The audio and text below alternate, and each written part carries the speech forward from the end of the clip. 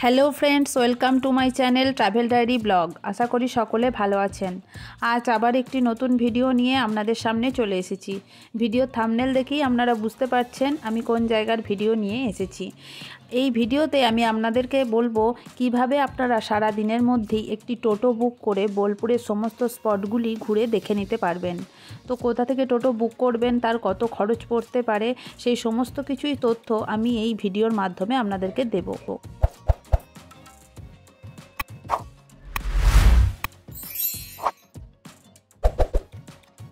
কলকাতা অথবা বর্ধমান থেকে সকাল সকাল বোলপুর পৌঁছানোর জন্য বেস্ট ট্রেন হলো গণদেবতা এক্সপ্রেস। তারপর রয়েছে কাঞ্চনজঙ্ঘা এবং মা তারা এক্সপ্রেস। এই ট্রেনগুলির মধ্যে যে কোনো একটিতে আপনারা সকাল সকাল পৌঁছে যান বোলপুর। তারপর বোলপুর স্টেশনের সামনেই আপনারা দেখতে পাবেন অনেক টোটোওয়ালা আপনাদেরকে ঘিরে ধরবে এখানকার সাইট সিনগুলি করার জন্য। তো সেরকমই একটা টোটোর সঙ্গে কথাবার্তা বলে সারা দিনের সমস্ত স্পটগুলি ঘুরে দেখার জন্য ঠিক করে নিন। তো আমরাও এরকমই একটা টোটো বুক করেছিলাম। সারাদিনে সমস্ত স্পটগুলি ঘুরে দেখানোর জন্য টোটো আমাদের কাছে নিয়েছিল টোটাল 800 টাকা। এছাড়া আপনারা চাইলে স্টেশনের সামনে থেকে গাড়ি বুক করেও স্পটগুলি ঘুরে দেখতে পারেন। তবে আমি যেহেতু কম খরচে বোলপুর ট্যুরের কথা বলবো, তাই টোটোতেই আমি সাজেস্ট করব।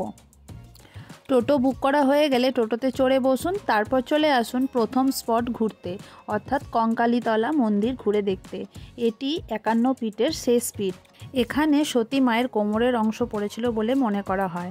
আর এই সামনেই রয়েছে একটি কুণ্ড, এই কুণ্ডের মধ্যেই সতীর সেই কোমরের অংশ আছে বলে মনে করা হয়। এই যে দেখতে পাচ্ছেন, এই সেই কুণ্ড। আপনারা চাইলে সকাল সকাল মায়ের মন্দিরে পুজোও দিতে পারেন। মানে মন্দিরের সামনেই পুজোর সমস্ত সামগ্রী কিনতে পাওয়া যায়, তাই আপনারা সেখান থেকে কিনে চাইলে আপনারা মন্দিরে পুজো দিতে পারেন। পুজো দেয়া হয়ে গেলে মন্দিরের ভিতরের চত্বরটি একটু ভালো করে ঘুরে দেখে নিন। বেশ অনেকটা বড় জায়গা, ভালো লাগবে ঘুরে দেখতে। তার সঙ্গে এই মন্দির চত্বরেই দেখতে পারবেন এরকম সাঁওতালি নাচ। চাইলে আপনারা এদের সঙ্গে নাচে অংশগ্রহণও করতে পারেন।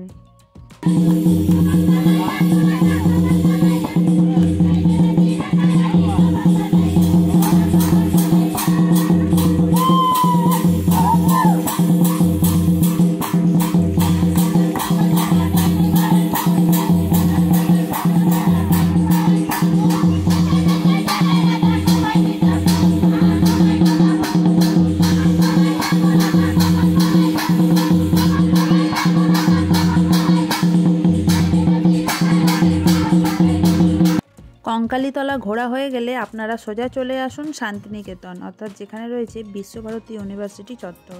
কিন্তু এখন ভিতরে ঢুকতে দেওয়া হয় না, তাই বাইরে থেকেই এক এক করে আপনারা দেখে নিন স্পটগুলি। এই যে দেখতে পাচ্ছেন, এটি হলো তালধ্বজ অর্থাৎ তাল গাছ। এই গাছটিকে দেখি ইন্সপায়ার্ড হয়ে রবীন্দ্রনাথ ঠাকুর লিখেছিলেন তাল গাছ এক পায়ে দাঁড়িয়ে। এরপর আপনারা দেখে নিন উপাসনা গৃহ। তারপর আপনারা দেখে নিন ছাতিমতলা, ইগলু ঘর। এছাড়া আরও অনেক জায়গা রয়েছে ভিতরে, যেগুলি টোটোওয়ালাই আপনাদেরকে এক এক করে বলে বলে দেখাবে, অর্থাৎ টোটোওয়ালাই আপনাদেরকে গাইড করে দেবে। সব জায়গাগুলি কিন্তু আপনাদেরকে বাইরে থেকেই দেখতে হবে, কারণ ভিতরে এখন আর ঢুকতে দেওয়া হয় না। আগে ঢুকতে দেওয়া হতো, কোভিডের পর থেকে এখন ভিতরে ঢোকা পুরোপুরি রূপে নিষিদ্ধ। এরপরে আপনারা দেখে নিন প্রতীচি, অর্থাৎ অমর্ত্য সেনের বাড়ি। এই অমর্ত্য সেনের বাড়িটির নামই হলো প্রতীচি। এই অমর্ত্য সেনের বাড়িটিও আপনারা বাইরে থেকেই দেখতে পাবেন। আর এর উল্টো দিকেই রয়েছে মিউজিয়াম, বিশ্বভারতীর যে মিউজিয়াম। এই মিউজিয়ামটি আপনারা ঘুরে দেখতে পারেন। এটি কিন্তু বুধ আর বৃহস্পতি এই দুদিন বন্ধ থাকে, তাই আপনারা বোলপুর শান্তিনিকেতনের প্ল্যান করলে বুধ বৃহস্পতিবারটাকে বাদ দিয়ে প্ল্যান করাটাই ভালো। এই মিউজিয়ামের এন্ট্রি ফি হলো পার হেড 70 টাকা করে। এই মিউজিয়ামের ভিতরে রয়েছে রবীন্দ্রনাথের ব্যবহৃত বিভিন্ন জিনিসপত্র। মিউজিয়ামের ভিতরে ছবি বা ভিডিও পুরোপুরি রূপে নিষিদ্ধ, তাই মিউজিয়ামের ভিতরের ছবি আমি আপনাদেরকে দেখাতে পারলাম না।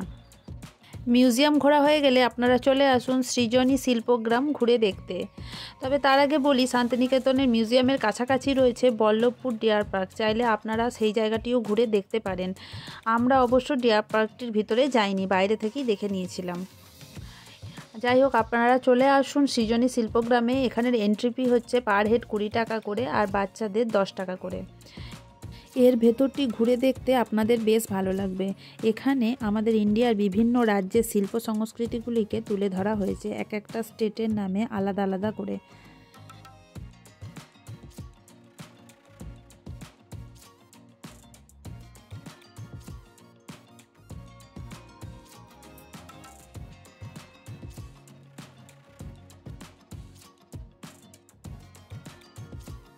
সৃজনী শিল্পগ্রাম ঘোরা হয়ে গেলে এরপর আপনারা চলে আসুন সুরুল রাজবাড়ি ঘুরে দেখতে। এই রাজবাড়ির ভিতরটিও বেশ সুন্দর।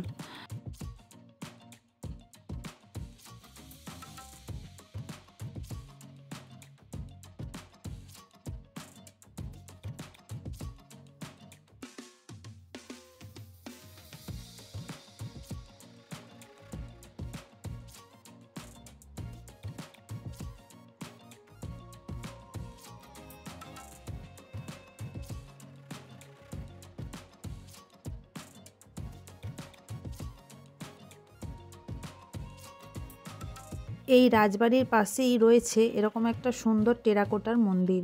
এই মন্দিরটিও আপনারা ঘুরে দেখে নিতে পারেন।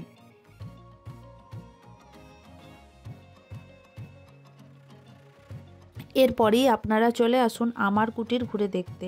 আমার কুটিরের সামনেই রয়েছে একটা বিশাল রবীন্দ্রনাথের স্ট্যাচু, আর এই যে রয়েছে আমার কুটির শোরুম। এর ভিতরে আপনারা লেদারের বিভিন্ন জিনিসপত্র পেয়ে যাবেন, চাইলে আপনারা এখান থেকে কেনাকাটাও করে নিতে পারেন।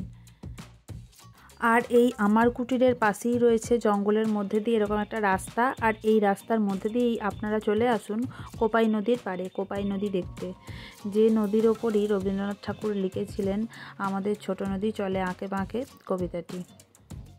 কোপাই নদী দেখা হয়ে গেলে এবার আপনারা আপনাদের লাঞ্চ সেরে নিন। এখানেই রয়েছে আমার কুটির হেসেল ঘর, সেখানেও আপনারা আপনাদের লাঞ্চ করতে পারেন। এছাড়াও আরও রয়েছে এখানে বনবিতির হেসেল ঘর। আমরা বনবিতির হেসেল ঘরেই আমাদের লাঞ্চ করেছিলাম।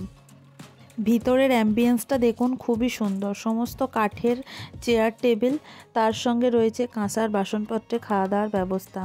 একদম বাঙালি থালি সিস্টেমে এখানে খাওয়া দাওয়া। এই যে খাবার দাবারের চার্ট, এটা আপনাদেরকে ভিডিওতে দেখানোর চেষ্টা করছি। আমরা নিয়েছিলাম ভেজ থালি, তার সঙ্গে ডিমের ঝোল। দেখুন ভেজ থালির সঙ্গে কি কি আইটেম দিয়েছে। এখানে খাওয়া দাওয়া করে সত্যিই বেশ ভালো লেগেছিল। খাবার দাবারের টেস্টও ছিল অসাধারণ। লাঞ্চ সেরে নিয়ে আপনারা চলে আসুন 34 ফিট উঁচু বৌদ্ধ স্ট্যাচু ঘুরে দেখতে। বৌদ্ধ স্ট্যাচু ঘোরা হয়ে গেলে আপনারা চলে আসুন প্রকৃতি ভবন নেচার আর্ট মিউজিয়াম ঘুরে দেখতে। এখানেও এন্ট্রি ফি আছে। টিকিট কেটে আপনারা ভিতরে ঢুকে মিউজিয়ামটি ঘুরে দেখে নিন। এটি সোনাঝুরি হাটের একদম কাছাকাছি অবস্থিত। এরপরই আপনারা চলে আসুন বোলপুরের এখন প্রধান আকর্ষণ সোনাঝুরির হাট ঘুরে দেখতে। আগে এই হাটটি শুধুমাত্র শনি আর রবিবার হতো, কিন্তু এখন সপ্তাহের সব দিনই এই হাটটি হয়।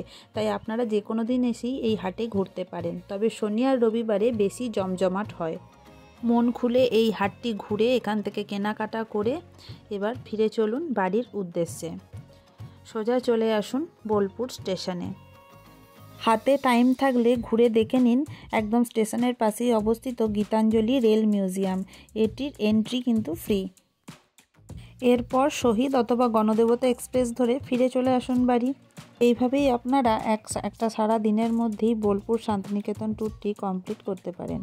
এছাড়া চাইলে আপনারা একটা নাইট স্টেও করতে পারেন। এখানে একটা রাত কাটানোর জন্য বিভিন্ন দামের এবং বিভিন্ন মানের হোটেল আপনারা এখানে পেয়ে যাবেন। দেখে শুনে আপনারা বুক করে নিতে পারেন। এই ছিল একটা সারা দিনের বোলপুর শান্তিনিকেতনের সম্পূর্ণ ট্যুর প্ল্যান। ভিডিওটি কেমন লাগলো অবশ্যই আমাকে কমেন্ট করে জানাবেন। ভালো লাগলে একটি লাইক করবেন এবং বন্ধুদের সঙ্গে শেয়ার করে দেবেন। আর এরকম নতুন নতুন জায়গার ইনফরমেটিভ ভিডিও আরও দেখার জন্য আমার চ্যানেলটিকে সাবস্ক্রাইব করে পাশে থাকা বেল আইকনটি প্রেস করে দিন। আর যারা আমার ফেসবুক পেজ থেকে ভিডিওটি দেখছেন দয়া করে পেজটিকে ফলো করে রাখুন।